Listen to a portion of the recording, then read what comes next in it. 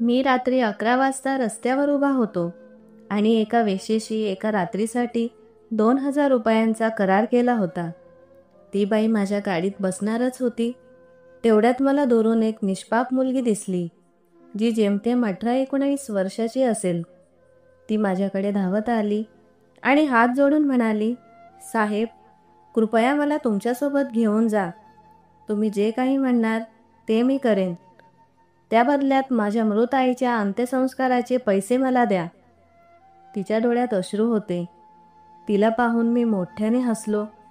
मला वाटलं की या व्यवसायात सहभागी असलेल्या मुलींनी आता स्वतःला निर्दोष सिद्ध करण्यासाठी भावनिक ब्लॅकमेलिंगचा एक नवीन मार्ग शोधला आहे.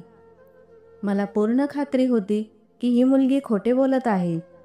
बरं, मी त्या मुलीकडे वरपासून खालपर्यंत खूप काळजीपूर्वक पाहिले. ती त्या बाईपेक्षा खूपच सुंदर आणि तरुण होती. मी तिला म्हटलं, "विचार कर, मी जे सांगेन ते तुला करावं लागेल." यावेळी ती डोळे खाली करून म्हणाली, "मी तयार आहे." मी तिला गाडीत बसवले आणि हॉटेलकडे निघालो. मी तिच्या डोळ्यात पाहिले.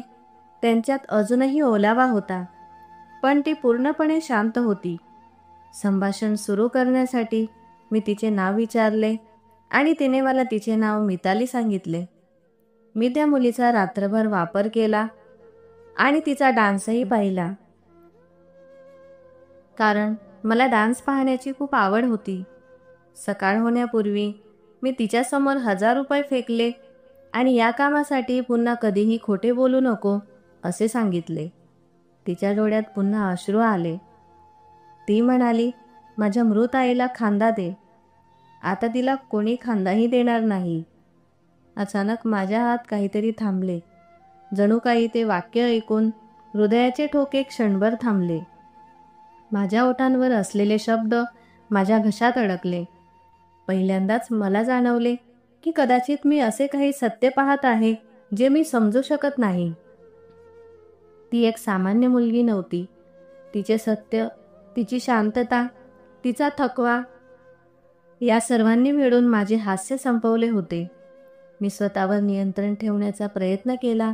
ओठांवर खोटे हास्य घेऊन मी म्हणालो, "जर तुझी आई खरोखरच मेली असेल तर मी तुला 50 लाख रुपयांचे बक्षीस देईन." ती काही वेळ माझ्या डोळ्यात पाहत राहिली.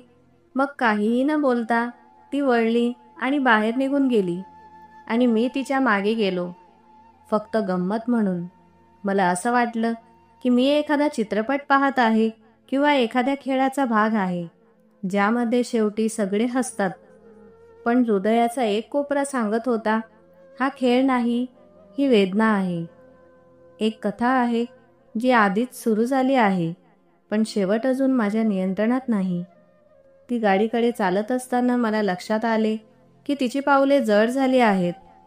जणू ती स्वतःशीच भांडत होती की हे खरे आहे की मी केलेले व्यंग. मी दार उघडले आणि ती शांतपणे बसली.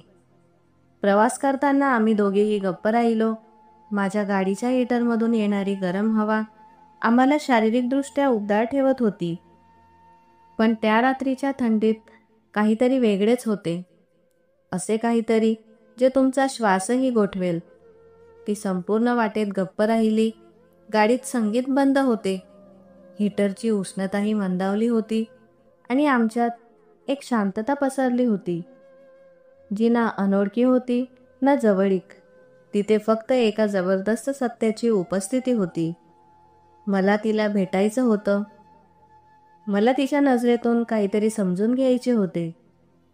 पण ती खिडकीतून डोकावत होती. जणू ती शहरातील दिव्यांमध्ये काही जुन्या आठवणी शोधत होती. जणू काही तिला माहीत असेल की मी तिच्यासोबत विनोद म्हणून आलो आहे. पण तीही आता कदाचित गंभीर झाली असेल, किंवा कदाचित ती आधीच गंभीर होती. माझा श्वास जड होत होता आणि माझ्या मनात एक अज्ञात चिंता निर्माण झाली होती. कदाचित कारण मी पहिल्यांदाच अशा सत्याकडे वाटचाल करत होतो जे मी नेहमीच पैशाच्या मागे लागण्यासाठी मागे सोडले होते. शहरातील दिवे मागे राहू लागले. रस्ते अरुंद झाले. आजूबाजूची घरे जीर्ण झाली होती.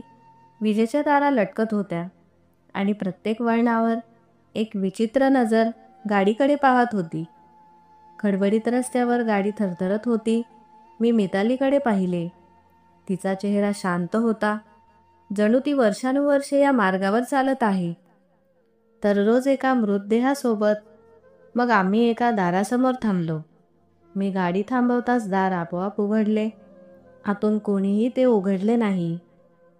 ते आधीच अर्धे उघडे होते, जणू काही कोणी वेळेवर हार मानली आहे. आत पाऊल ठेवताच हवेत एक विचित्र वास येत होता. बंद खोलीतील ओलसरपणा, उजाडपणा. माझी पावले हळूहळू पुढे सरकू लागली. एका छोट्या कॉरिडॉरमधून जात आम्ही एका अंधाऱ्या खोलीत पोहोचलो, जिथे एका जुन्या खाटेवर पांढरी चादर पसरलेली होती. त्याच्या शेजारी 2 लहान मुले बसली होती. त्यांच्या चेहऱ्यावर ना अश्रू होते ना प्रश्न.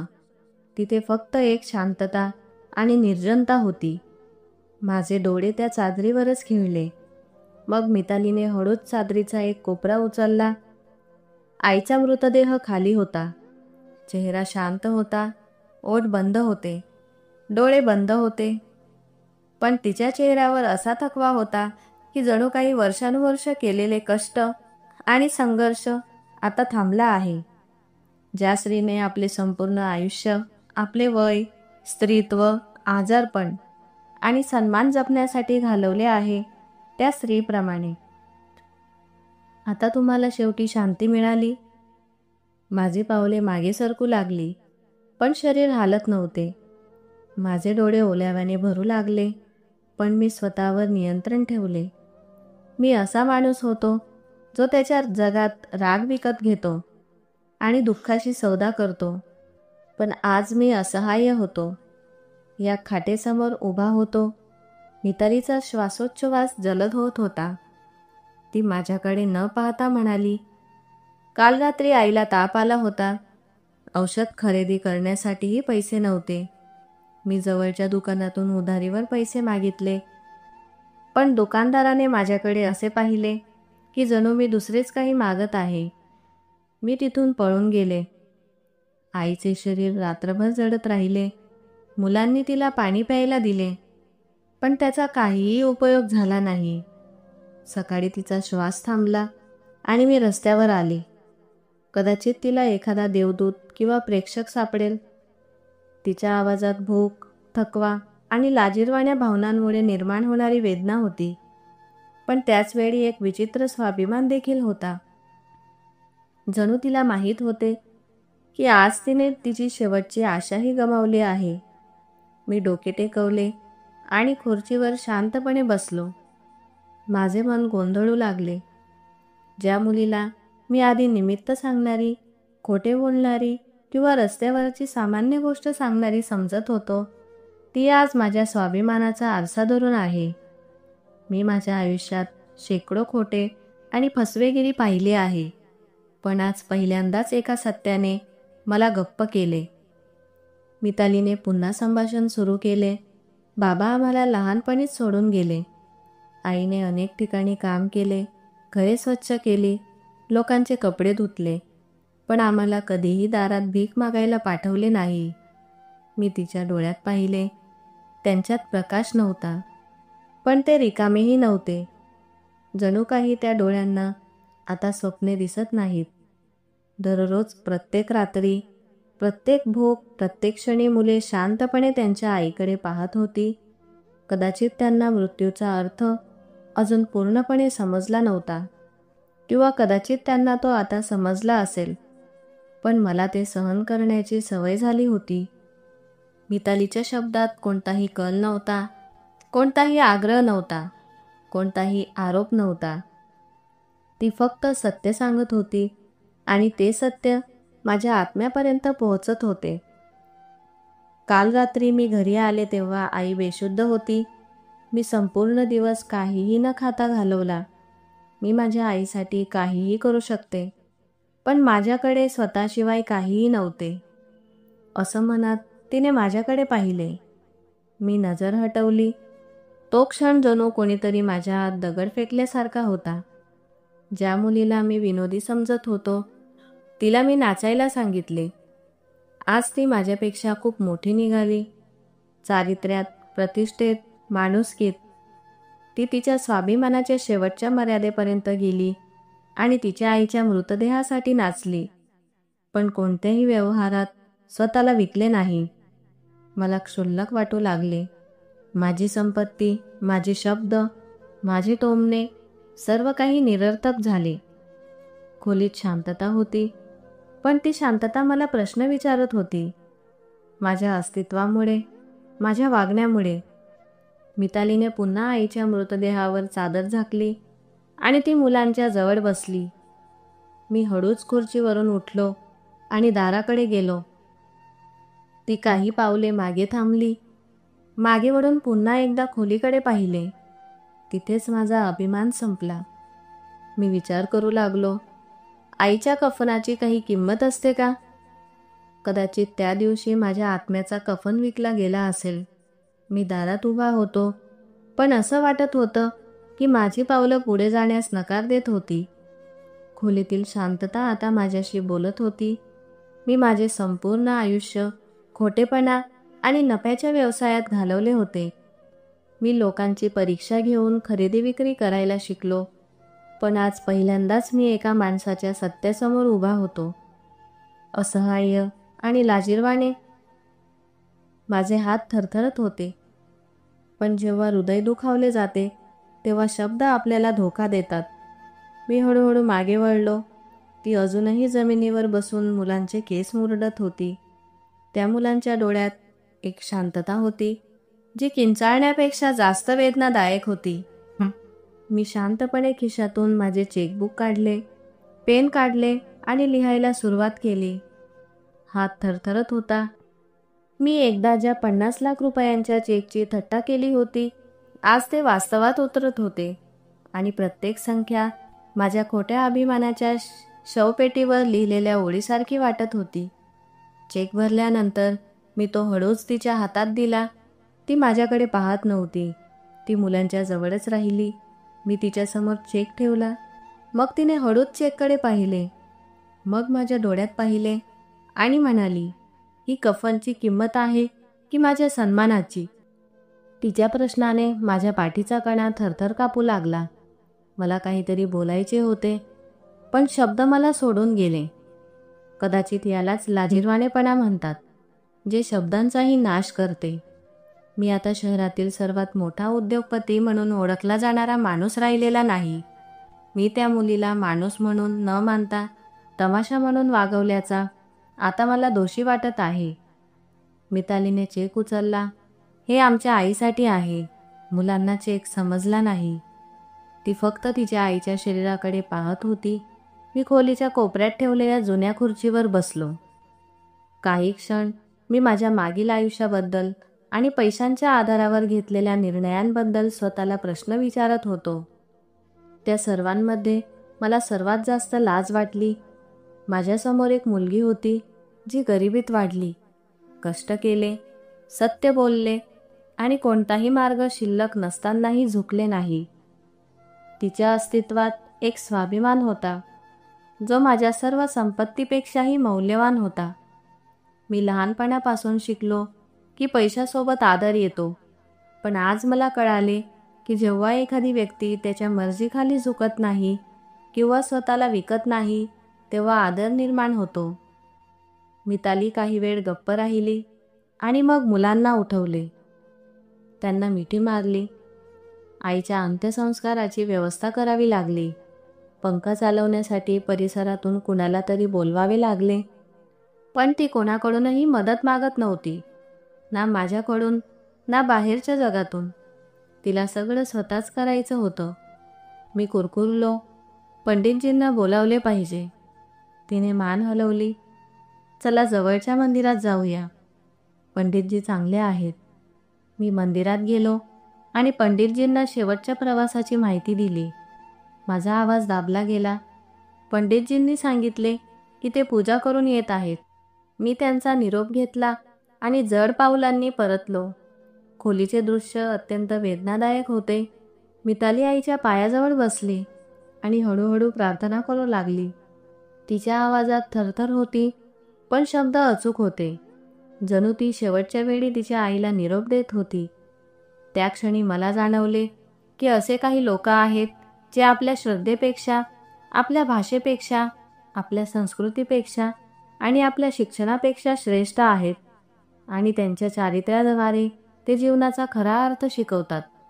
खोलीच्या बाहेरच्या अंधाऱ्या रस्त्यावर शांतता होती, पण आतल्या प्रत्येक श्वासाचा आवाज आता स्पष्ट ऐकू येत होता. मुलांचे रडणे, तिच्या प्रार्थना आणि माझ्या आतला आवाज जो थांबत नव्हता. पंडितजी आले होते. एक तेजस्वी चेहरा, साधा पोशाख आणि त्यांच्या डोळ्यात करुणा, जी शब्दातून नाही तर कृतीतून जाणवते. तो मृतदेहाजवळ आला, डोक्यावर हात ठेवला आणि हळूहळू रामनामाचा जप करू लागला. हे सगळं मला नवीन होतं. आतापर्यंत मी फक्त औपचारिकतेसाठी अंत्यसंस्कारांना उपस्थित राहायचो. मला त्याची खोली कधीच कळली नाही. पण आज मी प्रत्येक शब्द, प्रत्येक कृती पूर्ण तीव्रतेने अनुभवत होतो. जणू मी एखाद्या मृतदेहासमोर उभा नाही, तर माझ्याच हृदयाच्या ठोक्यांच्या आवरणात गुंडाळलेला उभा आहे. काही वेळाने काही शेजारीही आले. शेवटच्या प्रवासाची तयारी शांतपणे सुरू झाली. कोणी पाणी आणले, तर कोणीतरी पांढरा कापड आणला.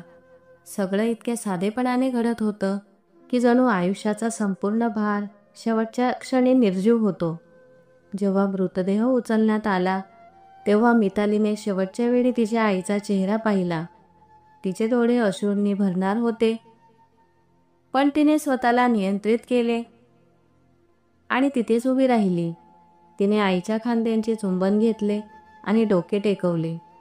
आयुष्यात पहिल्यांदाच मी एका मृत शरीराला खांदा देण्यासाठी पुढे गेलो.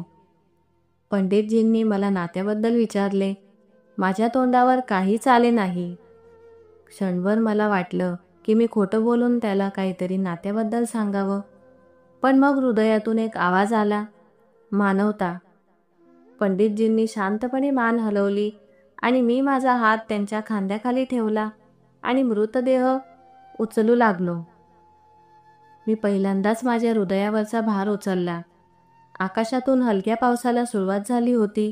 जमीन ओली होत चालली होती, पण माझ्या आत काहीतरी जळत होतं. अहंकार, अभिमान, व्यंग आणि मी स्वतःमध्ये आणि सत्यात निर्माण केलेले अंतर. मग आम्ही आमच्या शेवटच्या प्रवासाला निघालो. सत्याकडे नेणाऱ्या मार्गावर शांतपणे तो भार वाहून नेणे, ज्या महिलेच्या मुलीने माझे अस्तित्व गाभाऱ्यात हरवले होते, तिला जाळून टाकणे. आम्ही शांतपणे रस्त्यावरून जात होतो. मृतदेह आमच्या खांद्यावर होता, पण खरा भार माझ्या छातीवर होता. स्मशानभूमीजवळ आली. पंडितजी समोर चालत होते. त्याचे ओठ सतत प्रार्थना करत होते. त्याच्या चेहऱ्यावर एक तेज होते आणि माझ्या आत कुठेही नसलेली शांतता होती. जेव्हा आम्ही स्मशानभूमीच्या परिसरात पोहोचलो, तेव्हा आणखी काही लोकही आले. काही अनोळखी चेहरे, काही शेजारच्या आणि काही महिला ज्या बाहेर उभ्या राहून पाहत होत्या. सर्वांच्या नजरा पुन्हा पुन्हा मितालीकडे पाहत होत्या. तिच्या डोळ्यात अजूनही अश्रू नव्हते. जणू ती स्वतःला रडू देत नाही. तिने शेवटच्या वेळी तिच्या आईचा चेहरा पाहिला होता आणि आता तिचे अस्तित्व फक्त एक सामाजिक औपचारिकता बनले होते. मी सर्वांसोबत उभा होतो, पण माझ्या मनातली प्रार्थना माझ्या जिभेवर येत नव्हती. माझे शब्द कुठेतरी आत अडकले. हृदयाचा आवाज एवढंच सांगत होता की जर क्षमेची भीती असेल तर ती आज समोर आली पाहिजे. जर माणूस बनण्याची दुसरी संधी मिळाली तर कदाचित हाच तो क्षण असेल. जेव्हा मृतदेह स्मशानभूमीकडे नेण्यात आला, मी पुन्हा एकदा खांदा दिला. हलका पाऊस आणि शांतता, ज्यामध्ये फक्त पावलांचा आवाज ऐकू येत होता. लाकूड तयार होते. मृतदेह खाली आणताच तिच्या पापण्या थरथरल्या. कदाचित हा तो क्षण होता जेव्हा तिच्या संयमाचा शेवटचा धागा तुटला होता. तिच्या डोळ्यातून एक अश्रू जमिनीवर पडला. मूक साक्ष जाळण्याची प्रक्रिया पूर्ण झाली आणि लोक एक एक करून परत येऊ लागले. मी तिथेच उभा राहिलो, जणू माझे पाय जमिनीवर अडकले होते. मला हवे असते तर मी लगेच निघू शकलो असतो, मी माझ्या जगात परत येऊ शकलो असतो. उबदार कपडे, महागड्या खोल्या आणि वेदनारहित रात्री. माझ्या आत काहीतरी सांगत होतं की हा प्रवास अजून संपलेला नाही. मिताली तिथे एका दगडावर बसली. दोन्ही मुले तिच्या जवळ आली आणि शांतपणे बसली. त्यांनी तिला आपल्या मिठीत घेतले. त्यांच्यातील सर्वात लहान मुलाने तिच्या कानात काहीतरी म्हटले. मी थोडा जवळ गेलो आणि मला ऐकू आले, आई कधी येईल? हा प्रश्न होता की चाकूसारखा भोकसणारं वाक्य होतं. तिने मुलाकडे पाहिले. काही वेळ गप्प बसली. मग तिने फक्त एवढेच सांगितले की ती पुन्हा येणार नाही. पण आता आपल्याला स्वतःच सर्व काही बनावे लागेल. मी मागे हटलो. वेदनेने बुडालेल्या माणसासारखा मी तिथे उभा राहून हे सर्व पाहत होतो. जणू माझे हृदय मलाच प्रश्न विचारत होते. मी काय होतो? एक श्रीमंत माणूस किंवा वर्षानुवर्षे असंवेदनशीलतेच्या वेशात जगणारा एक पोकळ कवच? जेव्हा मुलाने त्याच्या आईबद्दल विचारले, मला काहीतरी बोलायचे होते. मी एक वचन द्यावे का? मी तुम्हाला काही आधार देऊ शकतो का? पण तरीही मला संकोच वाटत होता. मी काहीतरी खरेदी करायला आलो आहे असे त्यांना वाटावे अशी माझी इच्छा नव्हती. आज मला फक्त माणूस व्हायचं होतं. ना कोणी खरेदीदार, ना कोणी मालक. मी परतीचा रस्ता धरला. माझी पावले मंदावली होती. माझे मन दुःखी आहे. गाडीजवळ पोहोचलो. दार उघडले. आत बसलो आणि एक दीर्घ श्वास घेतला. त्याचा सुगंध अजूनही आत दरवळत होता. तीच शांतता जी तिने सोबत आणली होती. मी गाडीचे इंजिन काही वेळ बंद ठेवले. धुक्यात झाकलेल्या प्रकाशापासून दूर असलेला तो परिसर माझ्या मनात घुमत होता. प्रत्येक रस्ता, प्रत्येक वीट, प्रत्येक क्षण. मग अचानक असं वाटलं जणू कोणीतरी माझ्या आतला पडदा काढून टाकला आहे. मी बाजूच्या आरशात स्वतःकडे पाहिले. तो माणूस जो काही तासांपूर्वीपर्यंत शहरातील एक असंवेदनशील श्रीमंत माणूस होता, आता डोळ्यात एक विचित्र ओलावा. मला काहीतरी वेगळं बनण्याची ओढ होती. कदाचित पहिल्यांदाच, फक्त पहिल्यांदाच मी स्वतःला जसे होते तसे पाहिले. जगासमोर स्वतःला कसे दाखवले ते नाही. त्या रात्री मी घरी परतलो नाही. मी शहरातील एका उद्यानाबाहेर गाडी थांबवली. मी सीटवर झोपलो आणि आकाशाकडे पाहिले. ढग होते. तो आकाशालाही व्यापून टाकत होता. तारे मंद होते. जणू काही सर्वजण मूक साक्षीदार म्हणून उभे होते आणि मी फक्त माझे श्वास मोजत होतो. आज मी मरत नव्हतो, पण माझे काही जुने रूप मरून गेले होते.